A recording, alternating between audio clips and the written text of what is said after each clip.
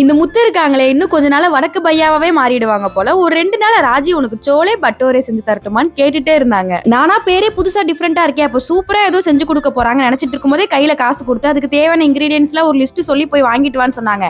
சரி ஓகே, அதான் நமக்கு சோலே பட்டோரே கிடைக்க போதேன்னு சொல்லிட்டு அந்த வெயில வெக்கு நடந்து போய் மூச்சு வாங்க வாங்கிட்டு வந்தா இந்த சோலா புரியை தான் சோலே பட்டோரேன்னு ஹிந்தியில சொல்லி ஏமாத்தி இருக்கிறாரு. எப்படித்தானோ தெரியல. இந்த மாதிரி தான் அடிக்கடி பல்ப் வாங்குறது. இதுல எப்போ சொல்ற டைலாக் வேற, இருங்கடா நானும் ஹிந்தி கத்துக்கிறேன்னு சொல்றதோட சரி செய்யறது கிடையாது. ஏக் தோ தீன், அதை தவிர கியா கித்தனா, இதை தவிர வேற எதுவும் நம்ம வாய்க்குள்ள வரவே மாட்டேங்குது. என்ன பண்றது? நான் இந்த சோலாபுரி கோயம்புத்தூர்ல இருக்கும்போது ஒரே டைம் தான் சாப்பிட்டிருக்கேன். சன்னா மசாலா கூட டேஸ்ட் சூப்பரா இருக்கும். ஆனா எப்படி செய்வாங்கன்னு தெரியாது. இன்னைக்கு எப்படி செஞ்சிருந்தாங்கன்னா, இந்த ரவை கூட தயிர், உப்பு, சக்கரை, தண்ணி சேர்த்து நல்லா மிக்ஸ் பண்ணி வச்சுட்டு மைதா மாவு கூட சேர்த்து சாஃப்டா பிசைஞ்சு கொஞ்ச நேரம் ரெஸ்ட்ல வச்சுட்டாங்க. இன்னொரு சைடு சன்னா மசாலாவும் சூப்பரா ரெடி பண்ணிட்டு பூரி செம சூப்பரா வந்திருந்தது.